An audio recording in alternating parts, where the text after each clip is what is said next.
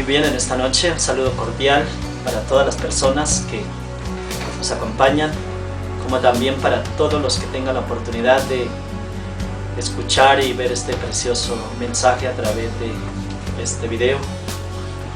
Y pedimos que sea Dios iluminándole sus mentes. Voy a permitirme pedir la presencia de Dios a través de la oración. Querido Padre, imploramos que en este momento tú nos asistas, que seas tú el que nos acompañe en la dirección de este precioso mensaje. Que todo lo que se hable en esta noche sea directamente por inspiración, por mandato divino y nada de lo humano, solamente lo que podamos nosotros en este momento percibir, pero la inspiración, la influencia y todo el poder provenga del Espíritu de Dios. Así, oh Dios, imploramos para que este mensaje provoque el arrepentimiento en todas las personas que lo escuchen y también para que vaya con todo el poder de lo alto. En el nombre de nuestro Señor Jesucristo. Amén. El tema que se va a predicar en esta noche, que es uno más de la serie Así dice la Biblia, se titula El juicio de Dios. Y encontramos el génesis de este mensaje en el capítulo 12, versículo 14 del libro de Eclesiastés. Aquí está la raíz, el comienzo de este tema. Y dice la Biblia así: porque Dios traerá toda obra a juicio, juntamente con toda cosa encubierta, sea buena o sea mala. La Biblia nos da unas pautas de cómo irá a suceder el juicio de Dios. La Biblia dice que el juicio se hará sobre las obras. Y las obras son los actos que nosotros realicemos, sean buenos o sean malos.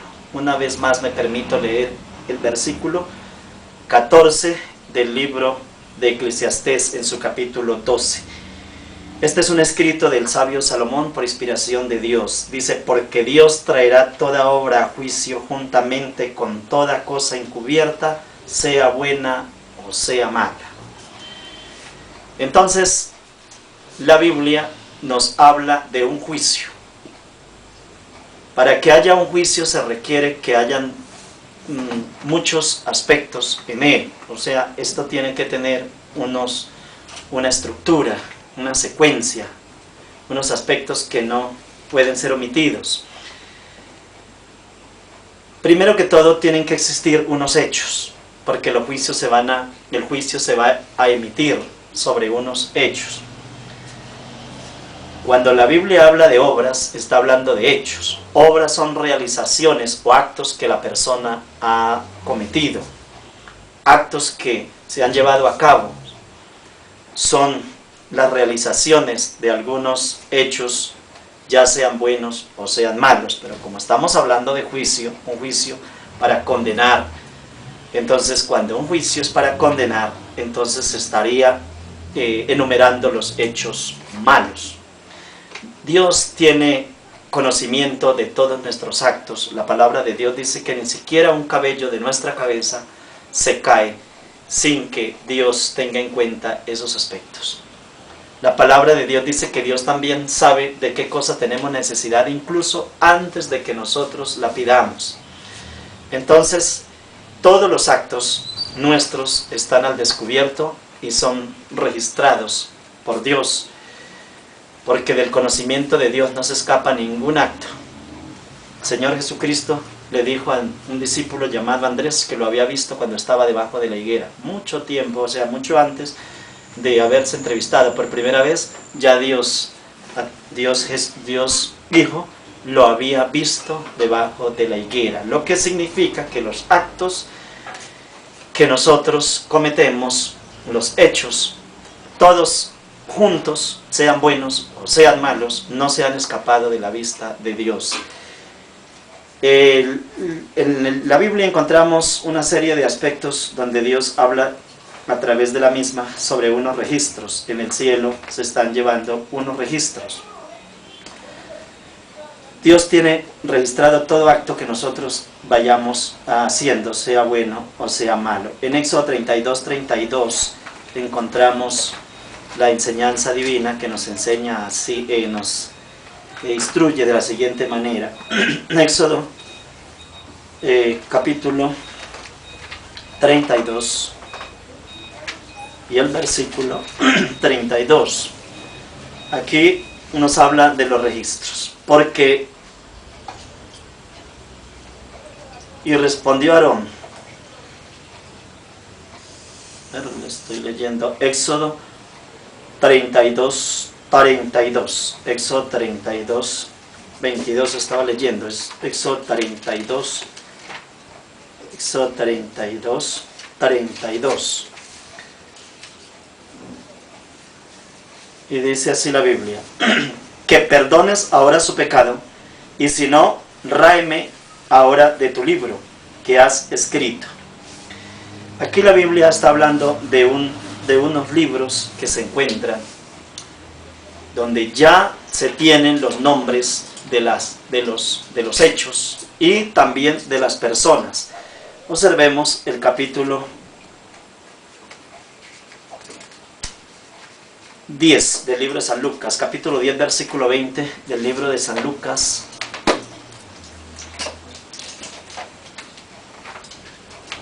Allí nos habla acerca de los libros, cómo se están registrando nuestros actos en cada uno de ellos.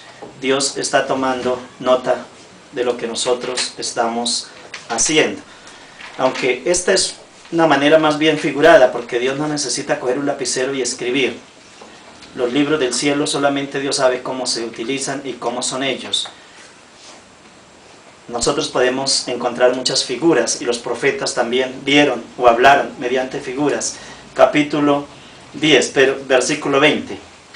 Pero es muy diferente. En la época de pronto de los profetas, ellos miraron algunos rollos. Si Dios le diera una revelación a uno de los profetas del tiempo de hoy, si existiera algún profeta iluminado para ver cómo se están llevando los registros del cielo, de pronto podría haber un libro parecido a los que nosotros manejamos en nuestros días, de manera simbólica, queriendo con esto explicar que Dios tiene todos los actos de nosotros en su conocimiento.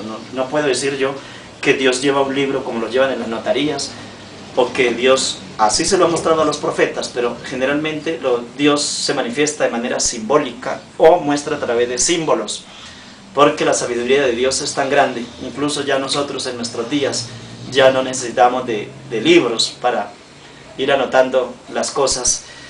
Generalmente tenemos otros medios también. En este momento se pueden ir haciendo anotaciones mediante las memorias, mediante un CD, mediante un disquete en algún tiempo, porque ya también han ido pasando. Entonces así sucesivamente. Llegamos a Lucas capítulo 10 y el versículo 20, a fin de poder leer lo que dice aquí las Sagradas Escrituras. Capítulo 10 y el versículo 20.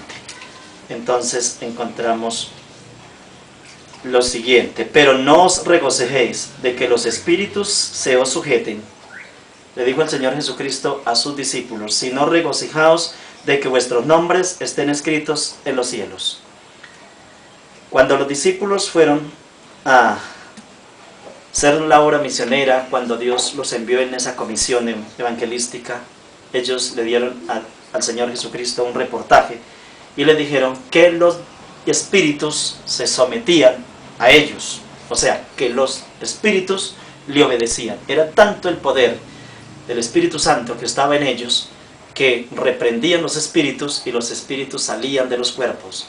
Pero el Señor Jesucristo dijo: no os regocijéis de que los espíritus se os sujeten, sino regocijaos de que vuestros nombres están escritos en los cielos.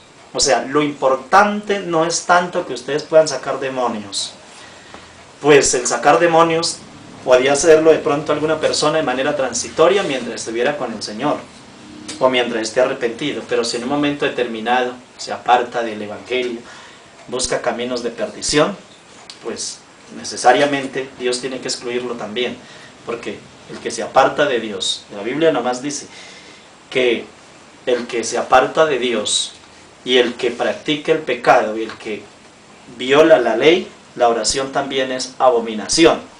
Entonces, el que aparta su oído para no escuchar la ley de Dios, su oración también es abominación, ni siquiera la oración. Entonces, lo más importante que aquí el Señor Jesucristo estaba poniendo en alto relieve es que su nombre se encuentre en el libro de la vida.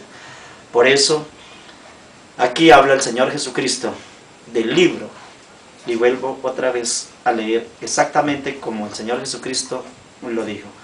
Pero no os regocijéis de que los espíritus se os sujeten, sino regocijaos de que vuestros nombres están escritos en los cielos. Aquí no hablo tanto de libros, sino que estén escritos en los cielos. ¿Cómo escribe Dios y dónde escribe Dios? Los profetas hacen alusión a libros, pero yo no sé exactamente, ni ningún ser humano puede saber cómo Dios lleva sus registros, pero sabe Dios que todo lo que nosotros hemos cometido, Él sabe absolutamente todo y tiene memoria incluso de lo que nosotros hayamos olvidado. Él sí tiene memoria de cada acto. Así está escrito.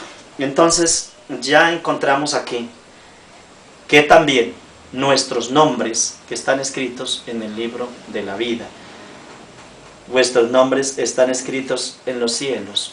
Refiriendo a nuestro Señor Jesucristo a que nuestros nombres estuvieran escritos en los cielos, se estaba refiriendo a que los nombres estuvieran dentro de los escogidos, que eso era lo más importante, que se regocijara porque los nombres estaban allá en el cielo como escogidos, como personas que iban a ser salvas.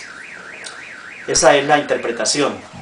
De otra manera no tendría sentido de que se regocijaran que los nombres estuvieran allá para perdición, sino que para vida eterna. Ese sí es un regocijo realmente importante. En Malaquías capítulo 3, versículo 16, encontramos una narración sumamente interesante respecto a los registros, que es lo que interesa en este tema, porque de allí tenemos la base para lo que es el juicio.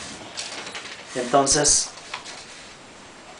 con especial atención, Malaquías 3, 16, dice la Biblia: entonces los que temían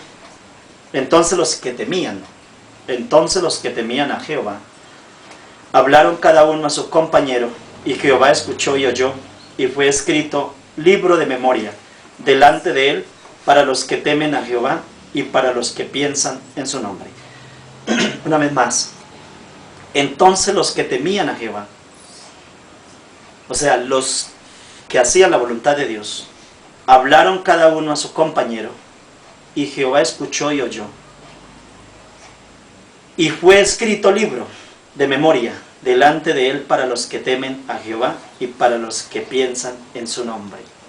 Habla la Biblia de un libro de la vida, de un libro de la muerte, de un libro de las memorias.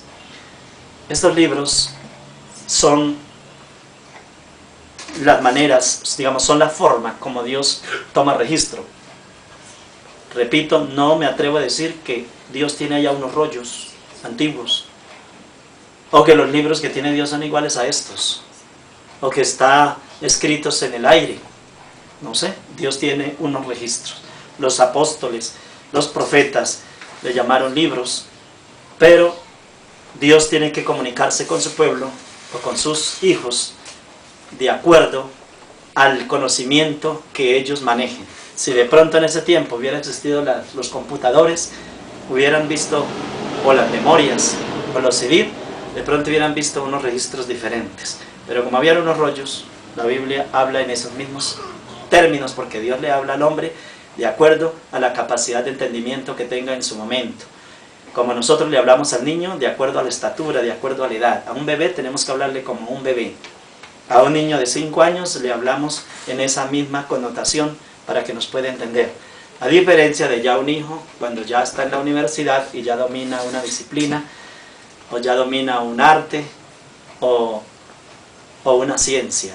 Esas ya entramos a dialogar de una manera diferente. Exactamente, Dios va midiendo las capacidades de sus hijos, pero lo que yo quiero referirme en esta hora es que Dios tiene unos registros de todos sus actos, y por eso tenga mucho cuidado de lo que usted hace en medio de la oscuridad o allá en la lejanía, donde usted cree que nadie lo ve, ni nadie puede tomar registro de las cosas que usted haga porque no está la esposa, o porque no está el esposo, porque no está el papá, o porque no está la mamá.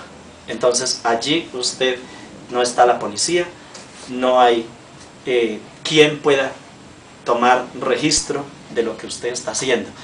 Tenga mucho cuidado, porque de esos actos Dios está tomando un registro. ¿Cómo los toma Dios esos registros? Dios tiene ángeles, arcángeles y serafines. Dios tiene muchos medios para poder, todo un ejército del cielo, los ángeles de Dios son múltiples. Y Dios mirará cómo toma los registros. No me compete decirle exactamente, porque desconozco todos los procedimientos que tenga Dios para llevar a cabo estos registros. Pero lo único que puedo asegurarle, de acuerdo a lo que la Biblia manifiesta, es que Dios tiene unos registros de los actos que usted cometa a la luz del día o en la oscuridad de la noche, ya sea amparado por la fuerza de las armas o amparado por la multitud de personas que lo acompañan, y entonces pueda someter a otras personas a todos los oprobios y a la humillación que pueda llevar a cabo un ser humano. Todos los actos que cometa en cualquiera de esas situaciones, allí Dios los tiene registrados. Entonces, ¿para qué se registran los actos? Y cómo Dios puede traerlos a la memoria en un momento determinado, si es que la persona quiere saber por qué se va en el juicio final para aquellas personas que irán a ser condenadas. Dios tiene que tener unos registros, porque de otra manera sería un despotismo. Si no existieran registros de los pecados, ¿cómo Dios iba a traer a una persona a un juicio si esa persona no tuviese conciencia cognoscitiva, o no se le refrescara la mente de qué fue lo que sucedió en su momento? Entonces, ¿sobre qué me va Dios a enjuiciar?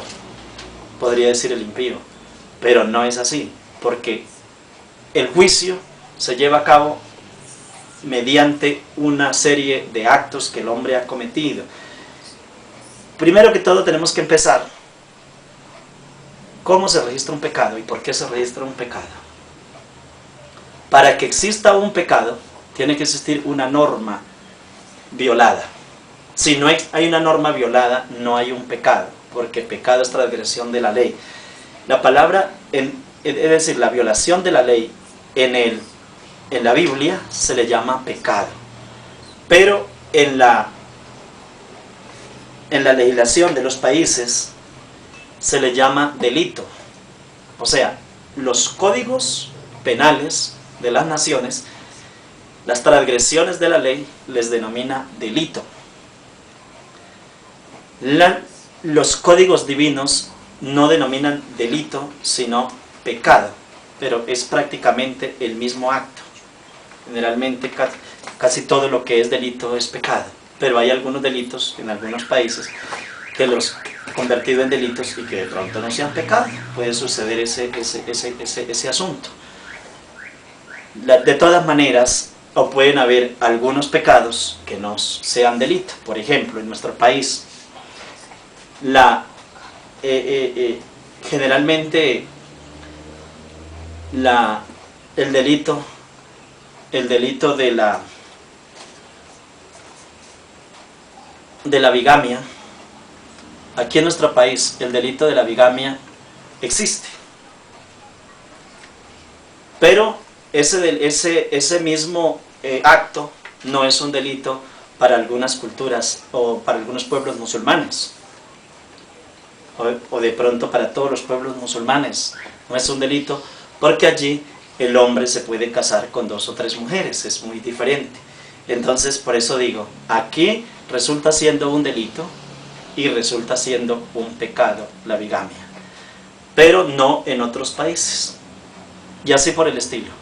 Pero a nosotros no nos interesa especular sobre aquellos casos o hacer remembranza de estos asuntos. Lo que interesa en este momento es mirar cómo el delito, cómo el pecado en la Biblia, Dios lo tiene ya bien determinado, porque la Biblia tiene unas normas que se llaman los 10 mandamientos de la santa ley de Dios, y en ellos se enmarcan las conductas morales. Y cuando se salen de esas conductas las personas, entonces allí incurren en una violación de esas normas. Al violar las normas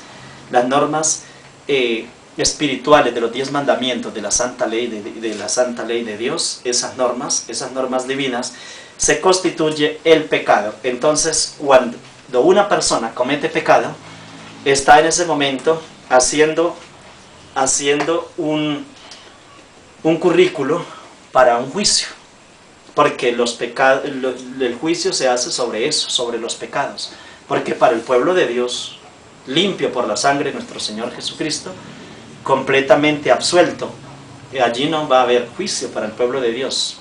Me voy a permitir explicar esas partes. El juicio es para aquellos que no aceptaron a nuestro Señor Jesucristo como su Salvador personal, o que habiéndolo aceptado y caminando con Él algún tiempo, se apartaron de Él, porque la Biblia dice: el que perseverare hasta el fin, este será salvo. Ojo de no creer en esa percepción equivocada, de que si usted se bautizó y aceptó al Señor Jesucristo, es salvo, siempre salvo, o sea, salvo, siempre salvo. Ese asunto de las 3 S, salvo, siempre salvo, ese es un sofisma completamente engañoso y satánico, porque el mismo Señor Jesucristo dijo: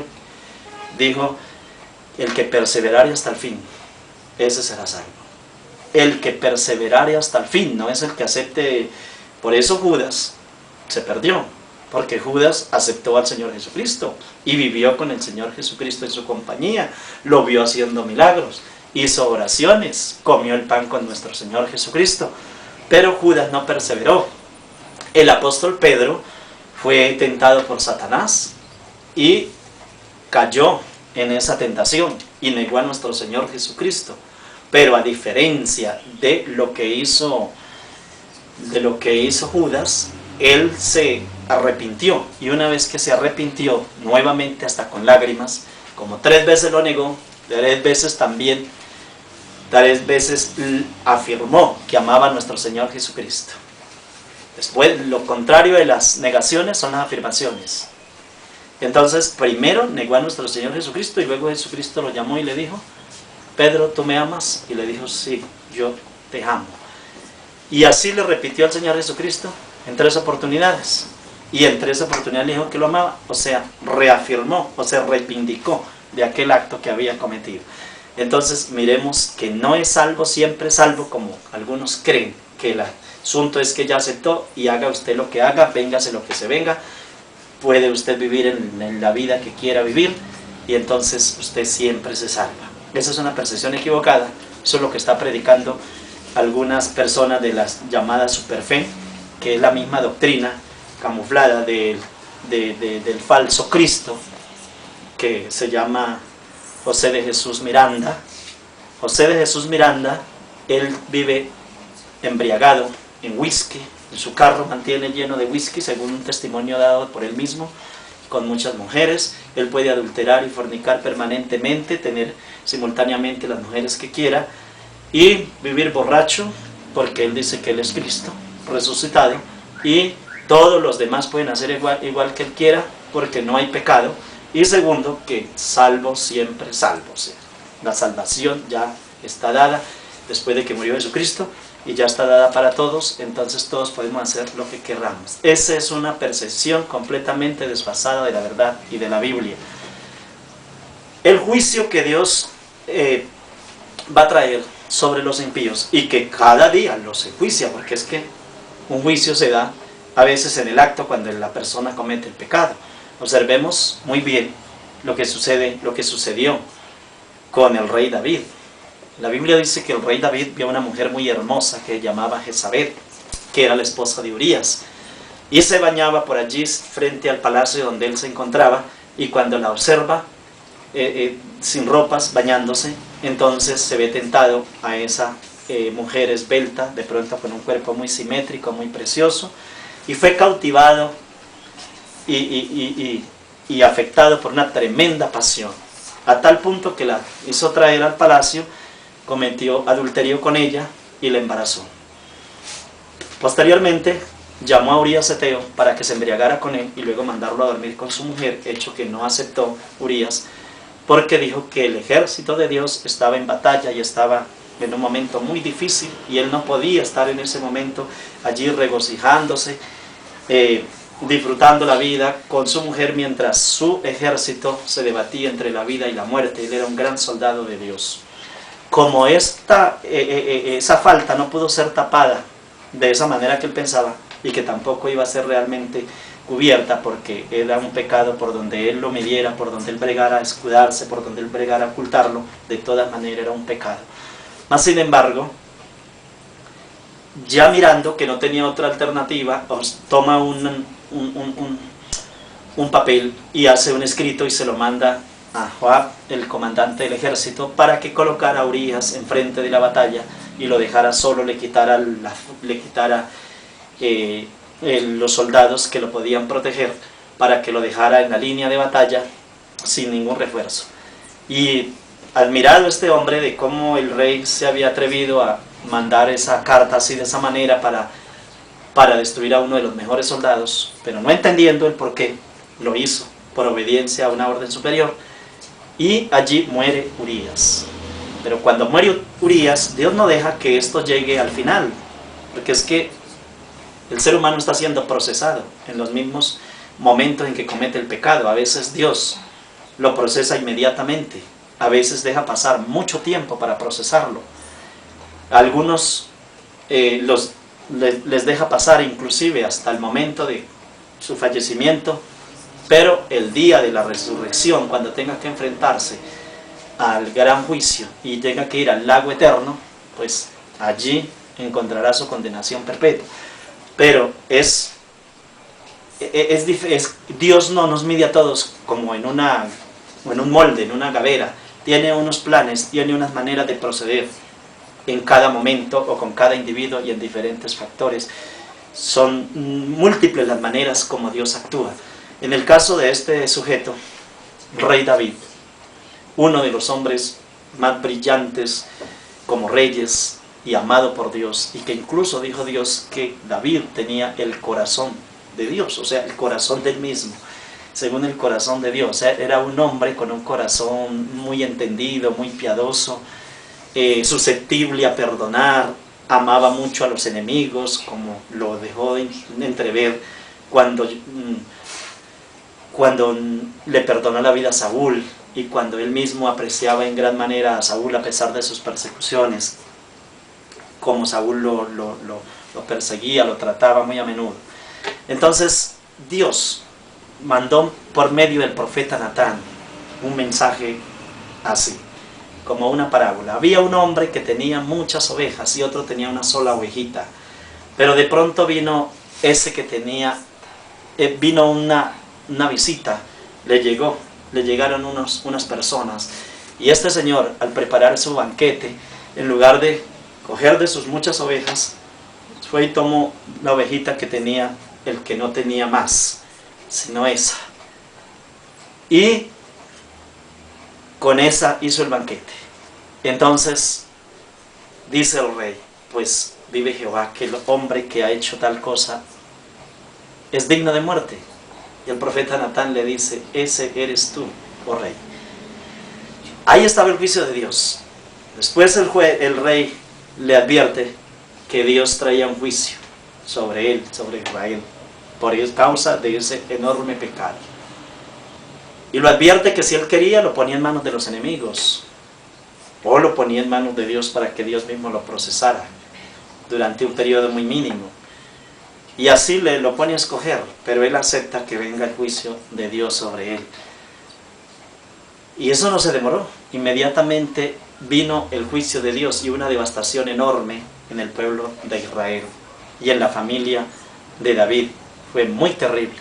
El mismo hijo se levantó, Absalón se levantó contra el papá. El niño que nació malogrado, es decir, muerto. Ese niño no pudo criarse porque murió. Entonces, el niño que tuvo Jezabel, o sea, el fruto de ese pecado, no tuvo prosperidad. Ahí mismo vino el juicio de Dios. Vea usted cómo el juicio de Dios.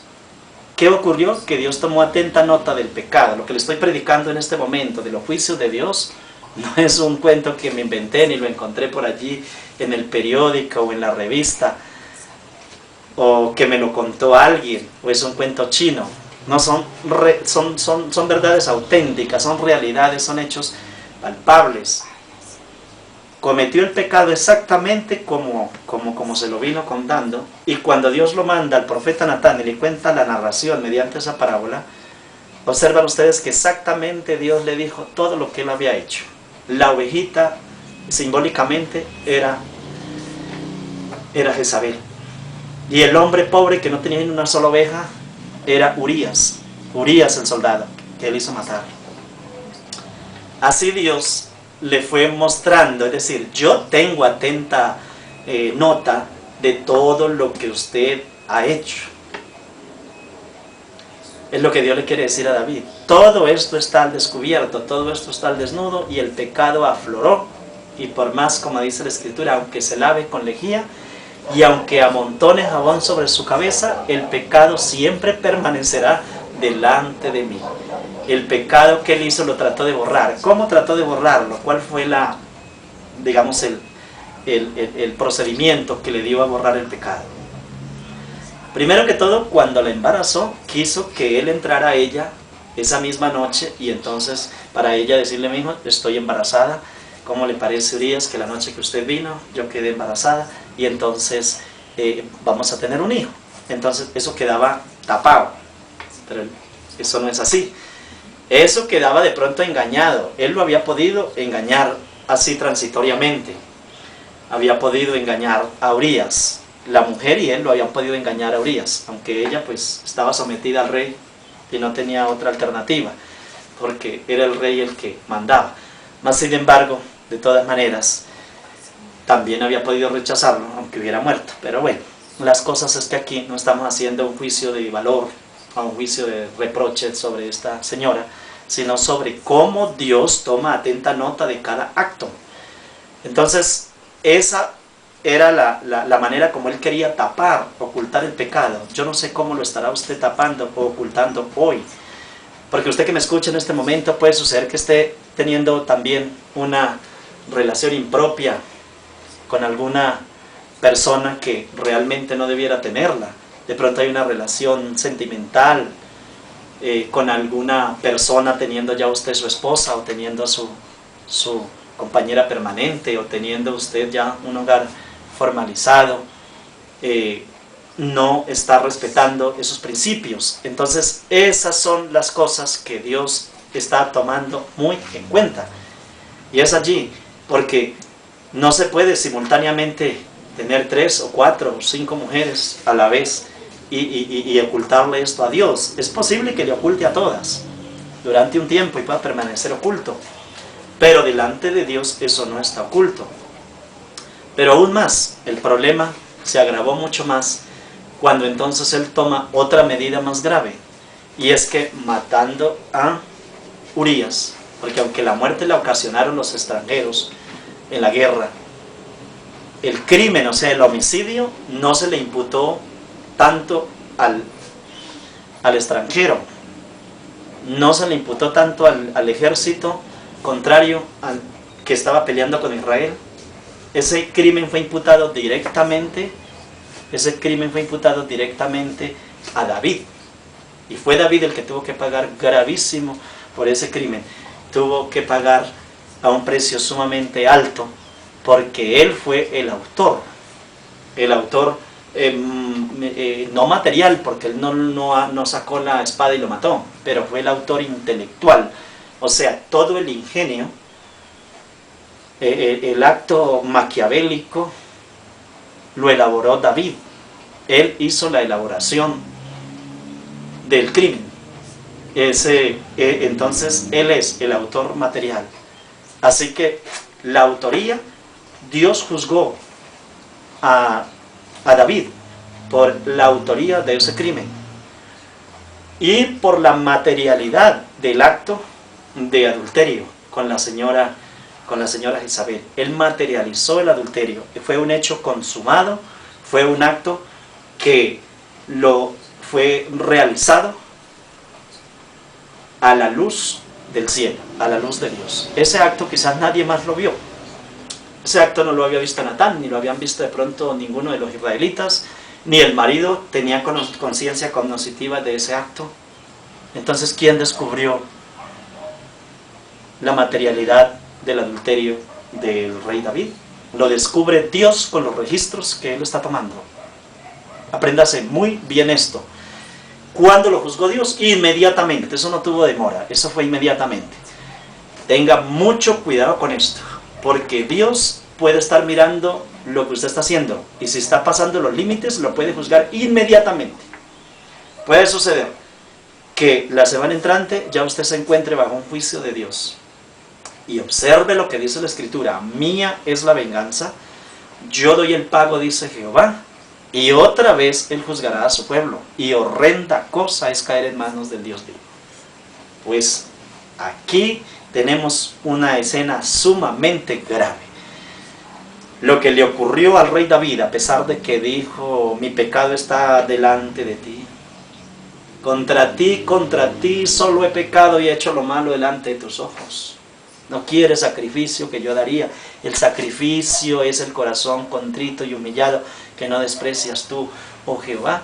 Y a pesar de tanto arrepentimiento, a pesar de tanta humillación, a pesar de tanto dolor que él sintió por ese pecado, la desgracia fue eminente. La muerte de su hijo. O sea, pagó con 2 hijos. Él mató a Urías, pero le mató primero el hijo que nació de ese adulterio, murió.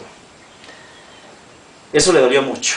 Pero lo que más duele todavía es Absalón, que era un hijo ya formado, definido, un señor mayor de edad, y ya con miras de ser rey, le declaró la guerra al mismo padre. Se levantó con armas contra el papá y construyó un ejército, y tuvo que enfrentarlo Joab, el comandante del ejército de Israel, y matarlo por allá, en una oportunidad que lo encontró colgado en un árbol mientras él iba en su caballo. Se colgó de una rama, su garganta quedó en una horqueta, y allí colgando lo traspasó de un flechazo y lo mató. Toda esa desgracia, ese señor duró llorando y gritando: Absalón, hijo mío, Absalón, hijo mío. Y por últimas, lo humillaban. A cualquier impío lo gritaba por allí, perro, le decía una cantidad de inmundicias, lo humillaba. De todas maneras, este rey tuvo en una situación de mucha dificultad, de mucha desgracia, y miles de personas israelitas murieron, y el pueblo fue devastado en base a ese pecado. Y nunca de ahí en adelante la casa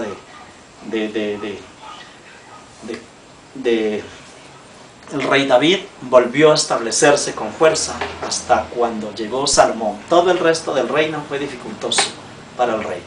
Entonces, los juicios de Dios se pueden venir muy pronto, se pueden venir instantáneamente, y la persona puede ser juzgada. No significa que solamente hay juicio para la persona que no ande con Dios. Este tipo estaba andando con Dios. Es que el rey David fue ungido por Dios. Dios fue el que le ordenó al profeta Samuel para que fuera y buscara entre los hijos de Isaí, entre 7 hermanos que él tenía, con él eran 8, y a ninguno de los 7 hermanos que presentó Isaí, creyendo que ellos eran los que tenían la cualidad de rey, los eligió Dios. A todos ellos los rechazó Dios como rey, y buscó a David. Entonces, ¿quién buscó a David? Pues Dios. ¿Quién protegía a David? Dios. Era tanto el amor que Dios le tenía a David, a tal punto, escuchen ustedes, a tal punto que fue el hombre que una vez muerto de hambre violó las normas y se comió los panes de la propiciación, y Dios no le tuvo en cuenta ese pecado. Cosas importantísimas hacía Dios con David. Lo protegió de la mano de Saúl, lo protegió de la mano de todos los enemigos, y lo hizo grande y respetuoso en Israel. Fue un hombre sabio, le dio talentos grandísimos. Además de ser rey, era guerrero, y además de ser guerrero, era cantante de himnos y además de ser cantante también era músico. Tenía una serie y fue profeta también. Entonces David tuvo muchas bendiciones de Dios. Pero vean ustedes, a pesar de que usted puede ser como David, puede ser un pastor, puede ser un anciano de iglesia, puede ser un diácono, puede ser, bueno, tener algún ministerio en la obra de Dios, como el ministerio que tenía David. Tenía muchos ministerios. Era el rey, era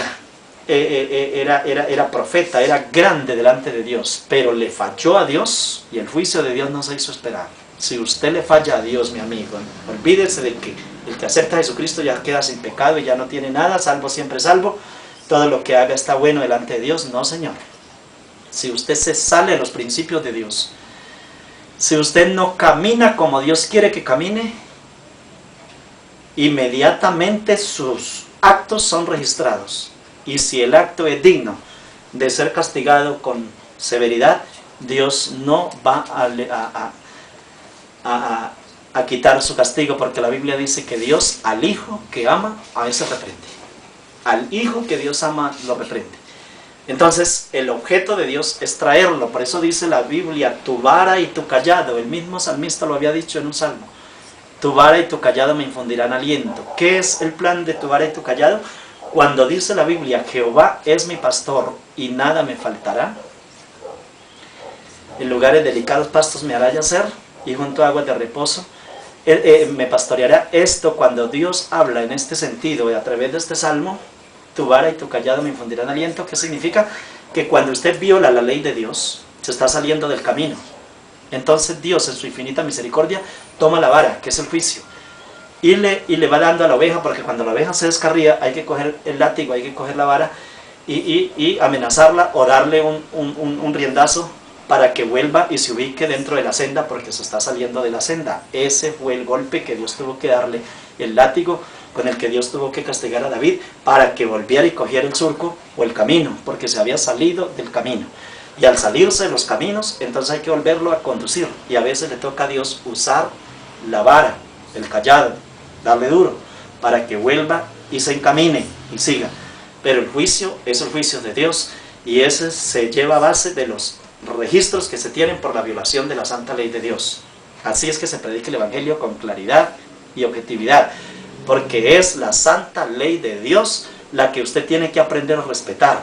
Y no se vaya a engañar diciendo que el justo por la fe vivirá y que la justificación por la fe lleva a cabo a la muerte total del pecado.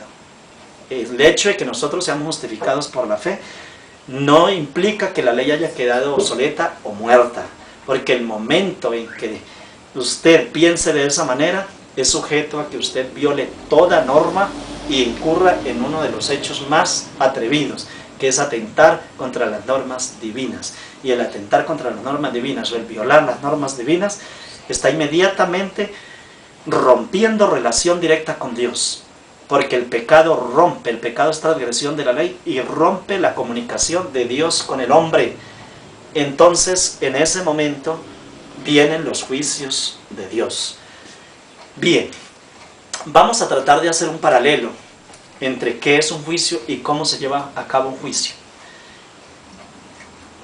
Cualquier cosa es fácil de vivir, pero un juicio no es fácil de enfrentarlo. Es lo más difícil que a un ser humano le pueda suceder en el trasiego de su vida, enfrentar un juicio. Los juicios terrenales son tan duros y tan terribles que hasta los grandes generales y los grandes hombres fuertes que se han preparado de manera ruda, entrenados con dificultad, con lucha, sacrificando sus cuerpos a través de unas enormes disciplinas y constantes ejercicios, se ven aquellos hombres allí frente a un juez, con lágrimas en los ojos, sus esposas, sus hijos, sus familiares y demás, lloran cuando tienen que enfrentarse a un juicio. Porque ¿qué es un juicio? El juicio es donde se va a dar un veredicto, donde la persona está recibiendo o va a recibir una sentencia definitiva o como puede ser también una sentencia transitoria que puede ser revocada aquí en la tierra, tenemos en nuestro país, dependiendo del tipo de delito, pueden haber varias instancias, puede inclusive haber 3 instancias. Incluso pueden pasar a otros aspectos, como otros recursos, como la revisión. Pero vea usted sobre qué se hace un juicio. Para que haya un juicio tiene que haber un proceso. Tanto en la tierra como en el cielo, Dios permite que esto se lleve mediante un proceso. Obsérvese usted cómo los actos que cometió este rey tuvieron un proceso. Hubo un procedimiento, cómo este señor fue maquinando. Primero, mira a la muchacha. Diríamos que aquí empieza el iter criminis. En el lenguaje del derecho se le llama el iter criminis a los pasos del crimen, o sea, a los nexos causales, porque un nexo lleva consigo otro nexo, o sea, un nexo conexo, podríamos nosotros decir. ¿Qué es esto? Que el iter criminis, en este caso, que aquí hubo un delito grave. El rey David cometió un homicidio en la modalidad, y no en la modalidad tentativa, sino que fue un homicidio inclusive agravado. Ese homicidio agravado, ¿por qué? Agravado porque fue un homicidio que fue premeditado, fue un homicidio intencional, fue un homicidio elaborado psíquicamente, fue preparado en todos los aspectos. Entonces, ¿cómo inicia el iter criminis? Primero, sale a la ventana. Segundo, ve un cuerpo allí, esbelto, hermoso, atractivo, de pronto voluptuoso. Viene el tercer paso, la codicia, o sea, el deseo, el querer tener. Pero es que uno puede ver las cosas y gustarle mucho, pero no puede obtener todo lo que cree, o todo lo que ve, o todo lo que le encanta, o todo lo que le agrada, o todo lo que le sirve. Hay muchas cosas que a usted le sirven en su casa y las ve en la calle, pero no se las puede traer ni las puede recoger. Él tenía que entender que la ley de Dios le pone un límite, y dijo: no codiciarás la mujer de tu prójimo. Ahí estaba, esa era la barrera que Dios tenía para salvaguardarlo. Pero él se saltó la barrera. Se saltó la barrera del mandamiento divino, que dice: no codiciarás la mujer de tu prójimo, ni la casa de tu prójimo, ni nada de su prójimo. Es decir, tenía que respetar ese aspecto. Pero había otro factor también, que él estaba en ese momento transgrediendo, y era otro mandato que la Biblia también enseña, y es que dice: no cometerás adulterio. Como la Biblia le dice: no cometerás adulterio, estaba en ese momento transgrediendo 2 mandamientos.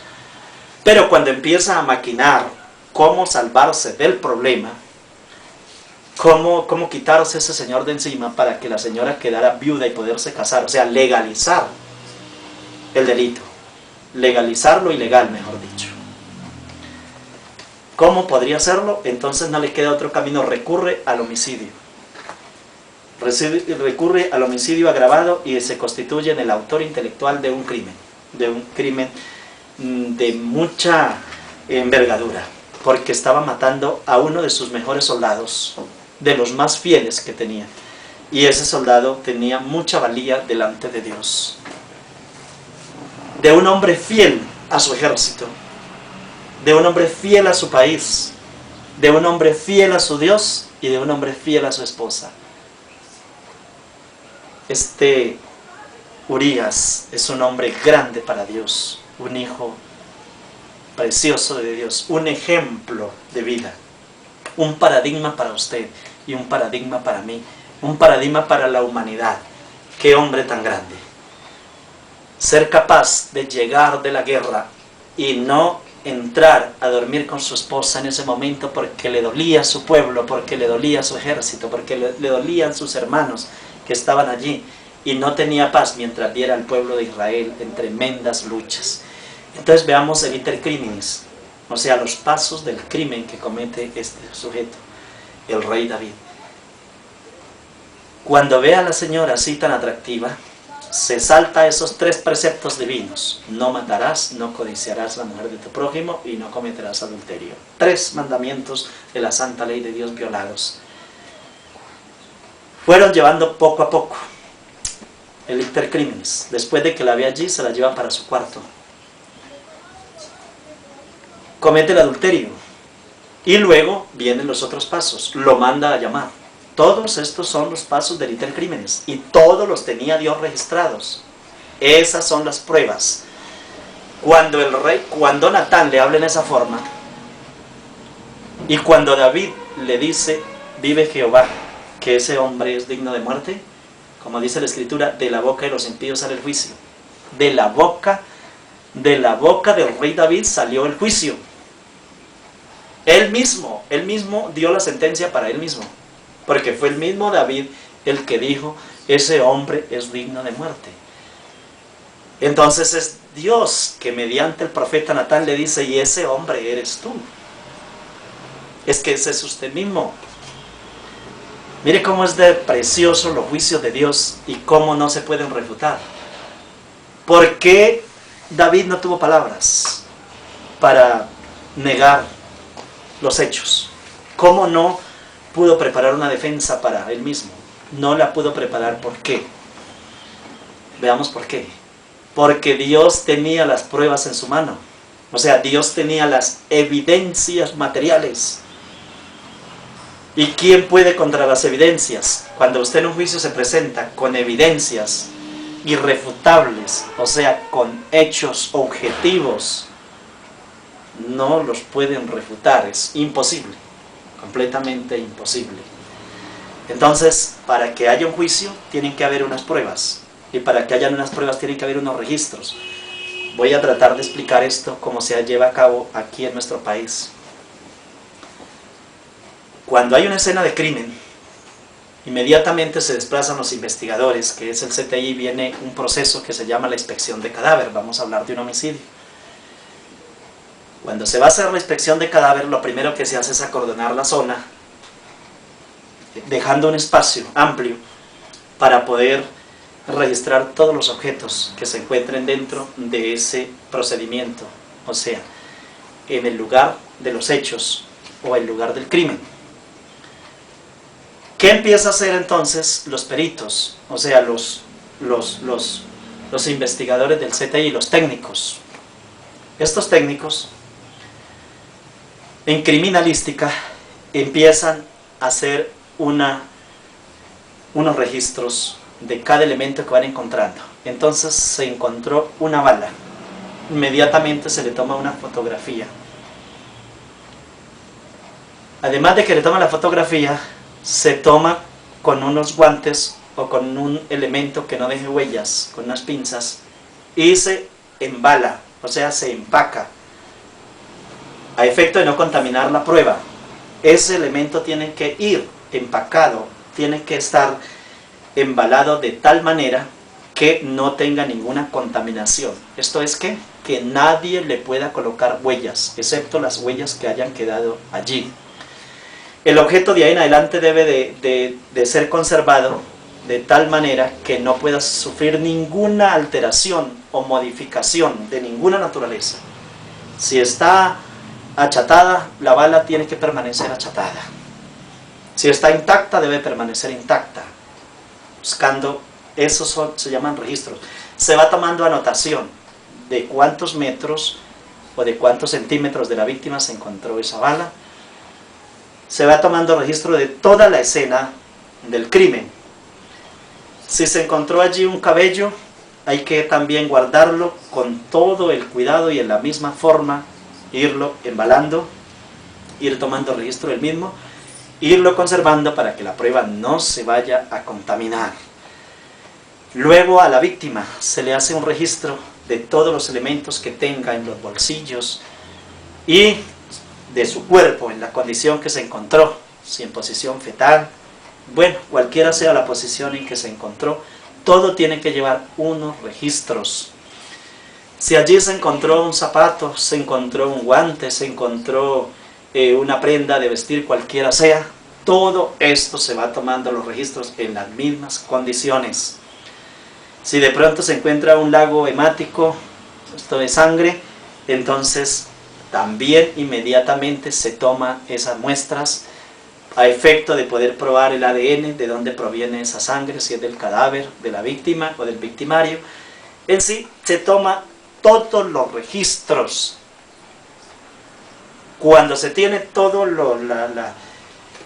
la cantidad de elementos ya con su debido procedimiento, dándoles a cada uno un lugar, eso se llaman elementos probatorios o evidencias físicas. Todas esas evidencias son las que son llevadas, presentadas en el juicio.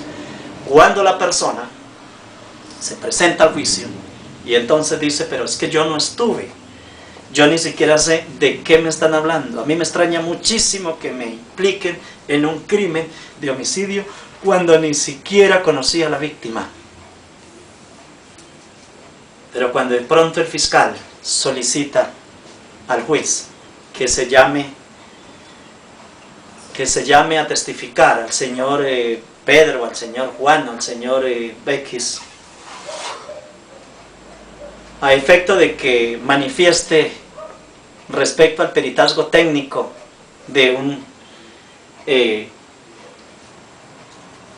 fluido que se encontró en la escena del crimen. Y entonces ya se ha sometido a una prueba de ADN. Y cuando el técnico allí manifiesta que en la prueba de ADN que se le hizo a ese fluido, ya sea la saliva, cualquier fluido del cuerpo, que el elemento probatorio o el fluido al que se le hizo ese estudio de ADN deja ver como resultado que corresponde al sujeto procesado, allí a esa persona le queda muy poco que seguir diciendo, porque ya hay un elemento probatorio científico que lo ha demostrado, ha pasado por el laboratorio y ha demostrado que él sí estuvo en la escena del crimen, aunque esté diciendo que no. De pronto continúa afirmando que eso no ocurrió, pero una cámara de algún lugar vecino, ya sea de un edificio o de alguna persona que pasaba en el momento y que grabó, y allí se ve también el sujeto cometiendo el crimen o participando de alguna manera. Allí la fiscalía presenta ante el juez otra evidencia, es decir, otro elemento de juicio, que son pruebas que están en ese momento demostrando que la persona sí estuvo en el lugar del crimen. ¿Cómo se le llama eso? Registros. Son registros que se han tomado. Es un registro. El registro del fluido es un registro. El registro de la cámara, o sea, del video que se pudo haber tomado, que se tenga, ese es otro registro, es un registro documental. Entonces las pruebas son diversas, las pruebas son testimoniales, las pruebas son documentales, las pruebas pueden ser de tipo científico.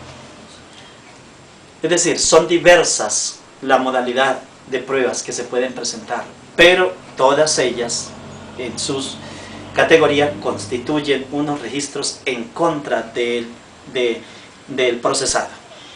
Es así como una persona, después de que ya se ve vencida en el juicio, y el mismo abogado, cuando ya ve que no tiene ningún otro camino, porque no encuentra por dónde salirse, ya no tiene que recurrir sino a otros medios, y ya es implorar algunos beneficios para esa persona.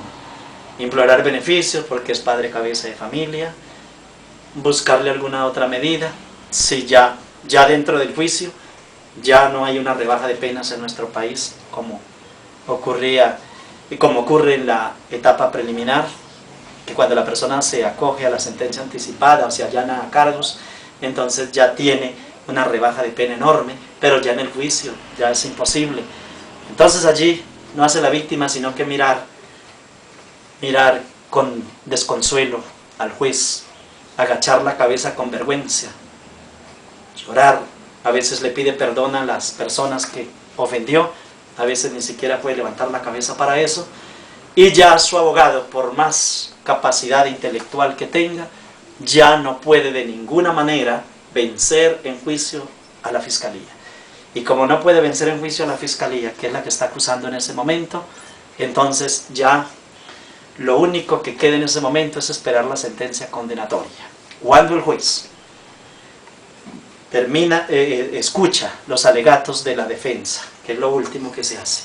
Primero las evidencias que presenta cada una de las partes, luego vienen los alegatos, y cuando viene el alegato de la fiscalía pidiendo condena, viene el alegato de la defensa tratando de solicitar la absolución, pero cuando no se tienen realmente elementos favorables de juicio a favor del procesado, entonces ya es imposible, aunque lo haga el abogado, lo hace, pero lo hace solamente como por tratar de cumplir con la misión de defensor.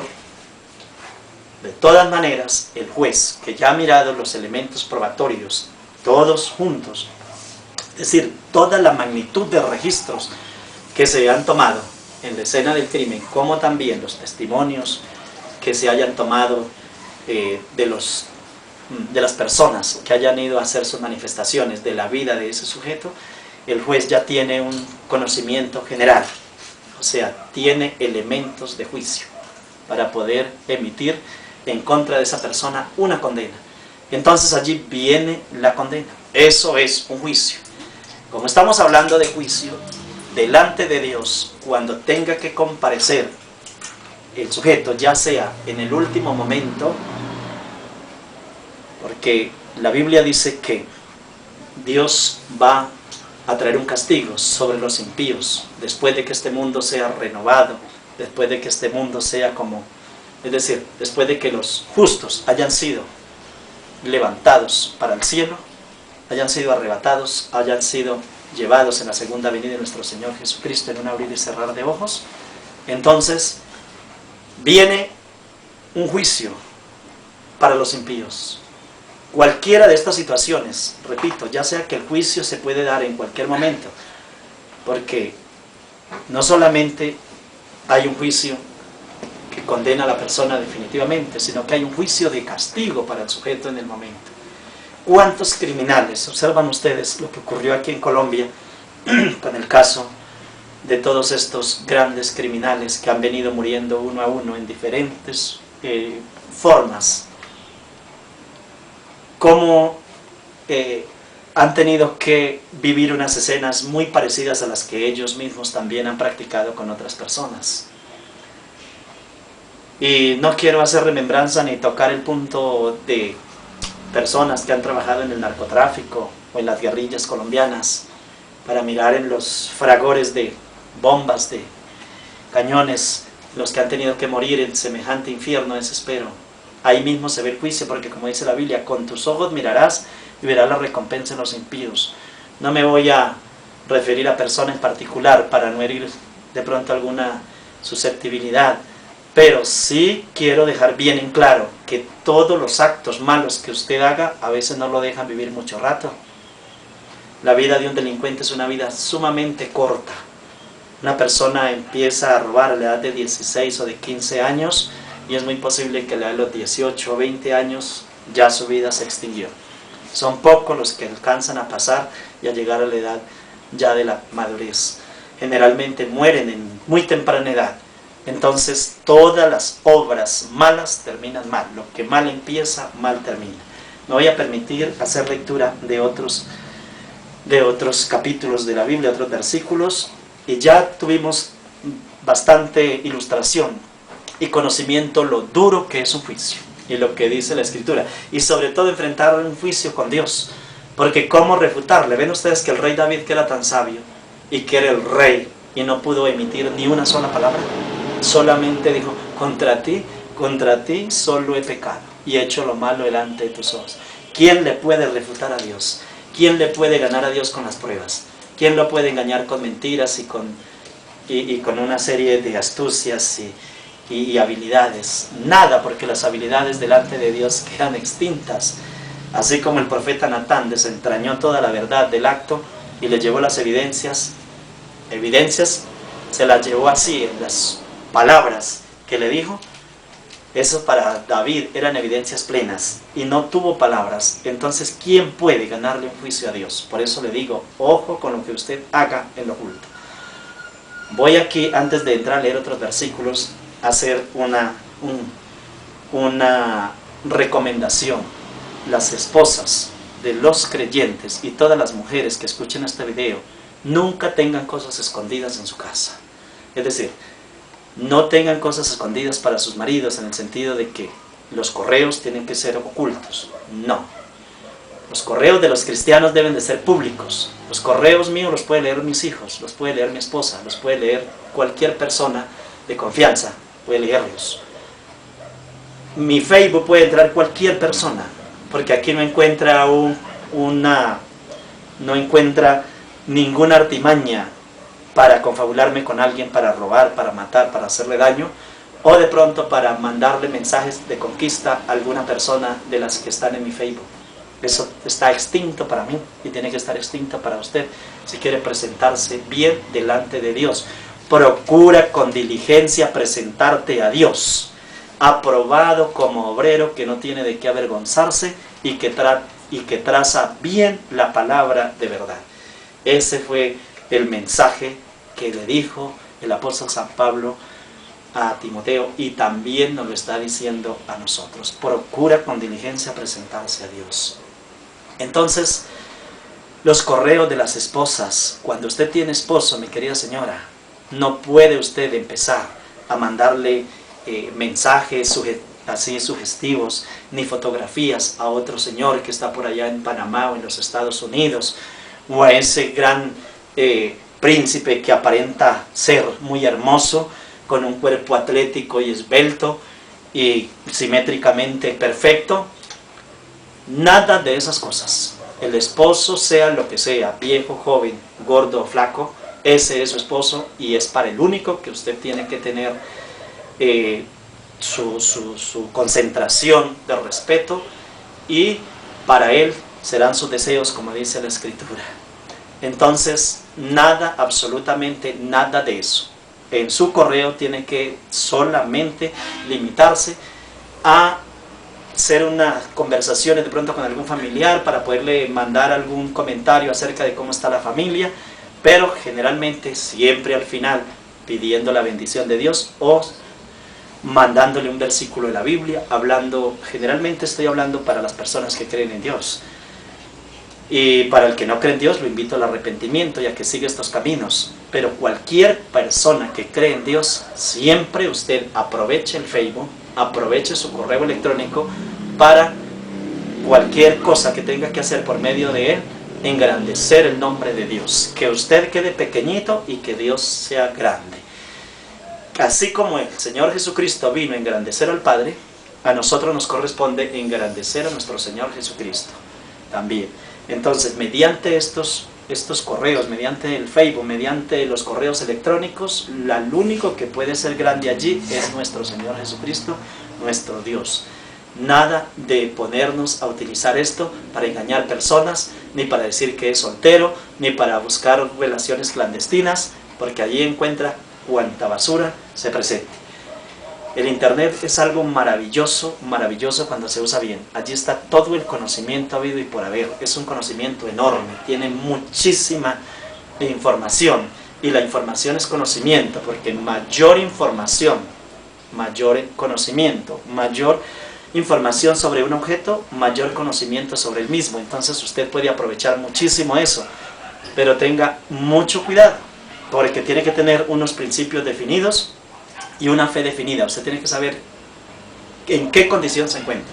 Si es soltero, es muy diferente al que es soltero, pero si es soltero y está buscando o se comunica con la novia mediante el internet, entienda que es una novia. Si tiene una novia, es una novia, y esa novia tiene que analizarse en qué sentido usted está pretendiendo a esa novia, qué es lo que usted persigue y qué es lo que usted busca mediante ese noviazgo, porque los noviazgos deben de tener una determinación importantísima, y es de que esta antesala del matrimonio sea muy estudiada, digamos, en el sentido de comparar los sentimientos, de mirar si es una persona que tiene principios morales, principios espirituales, si con esa persona usted puede compartir, no importa que sea cristiana. De todas maneras hay personas cristianas o que se dicen ser cristianos, pero que en el fondo no lo son. Entonces hay una cantidad de aspectos. De todas maneras, tiene que tomar en cuenta que debe de analizar todo esto a la luz de las Sagradas Escrituras, bajo los principios morales que la misma Biblia nos enseña, y en ese sentido el Internet resulta siendo importante si se le da una aceptación adecuada a cada una de las cosas, pero si se sale de los límites, inician problemas sumamente graves, porque esto lo puede llevar a la pura destrucción. Esto ha destruido cantidades y millares de hogares que son incontables en la tierra, y ha llevado a las personas a las peores desgracias. Entonces, nada de lo que haga mi querido amigo, mi querido hermano, el que tenga la oportunidad de escuchar este mensaje, nada de lo que haga lo haga usted pensando que se está escondiendo, que esto no lo va a saber Dios. Todo lo que usted esté haciendo, que esté libre para que Dios, primero que todo, lo vea como para honra y gloria de su nombre. Que sus hijos no se avergüencen, ni que tampoco su esposa tenga que avergonzarlo, o refutarlo, o rechazarlo, o su esposo, si es el caso de una mujer, no tenga que avergonzarla y decirle: usted por qué está haciendo esto, usted por qué está escondiendo esto, por qué está contestando esta llamada escondida, por qué no hace las cosas públicamente, quién le está llamando, por qué le están llamando, qué es esto. No, que las cosas sean claras. Esto no significa que la persona tenga que violar privacidades o cosas por el estilo. Significa que los cristianos, los hijos de Dios, todo lo que hacemos lo hacemos a la luz y para Dios y para honra y gloria de Dios, en el sentido de que no tenemos que ocultar pecados, porque el pecado no tiene que morar en nosotros, porque hay un rechazo directo a todo lo que es anómalo. Esto para que se prepare para el juicio, porque la Biblia nos habla de lo siguiente. Vamos a leer otros versículos y terminamos este tema. Mateo 12, 36, 37 es un libro del Nuevo Testamento, y aquí encontramos a Mateo capítulo 12,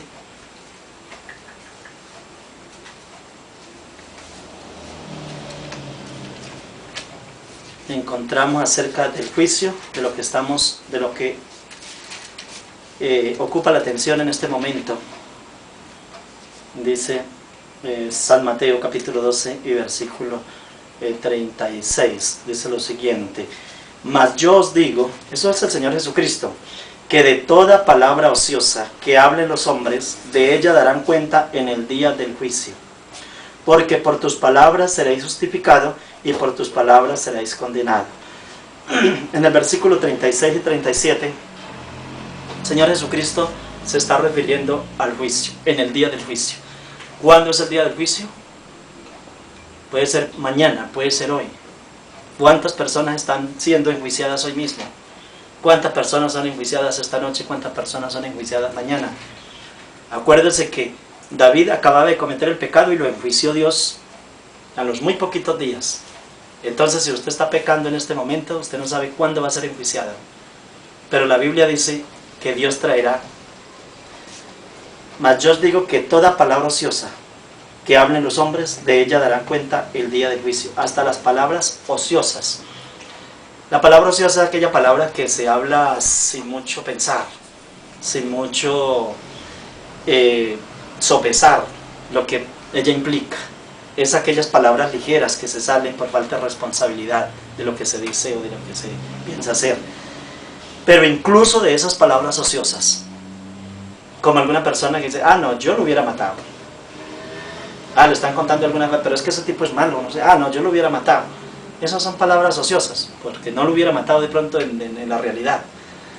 Ah, no, yo lo hubiera pegado con el machete, o con el cuchillo, o con el revólver, le hubiera pegado un tiro. Bueno, cualquiera de esas cosas que a veces la gente habla así ligeramente, la Biblia dice: de toda palabra ociosa dará cuenta en el día del juicio. Porque por tus palabras seréis justificado, y por tus palabras seréis condenado. Cuando el profeta Natán le dijo a David todo lo que había sucedido y dijo, ese hombre es digno de muerte. Y él le dijo, ese hombre eres tú.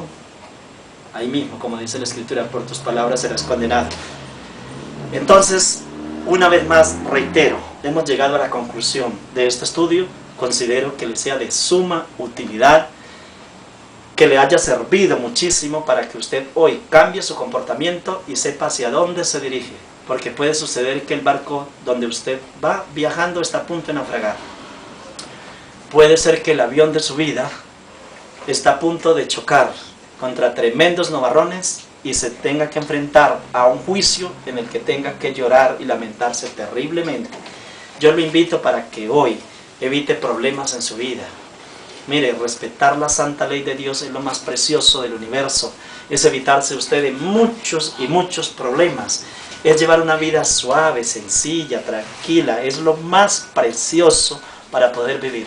Una persona guardando los mandamientos de la santa ley de Dios lleva una vida muy diferente a aquel que no le importa los mandatos de nuestro Señor Jesucristo ni la santa ley. Entonces le invito en este momento para que usted hoy eche la suerte con nuestro Señor Jesucristo. Quien quiere levantarse en esta noche, levantar sus manos y decirle, Señor, yo en este momento que he escuchado este mensaje acerca del juicio, deseo vehementemente aceptar a mi Señor Jesucristo como mi Salvador personal. Yo quiero en este momento arrepentirme de todos mis pecados, iniciar una vida nueva con nuestro Señor Jesucristo, guardando sus preceptos y respetando todas sus normas, sus principios, y creyendo que soy salvo mediante la muerte y la resurrección de mi Señor Jesús. Yo los invito. Gracias por escuchar este precioso mensaje.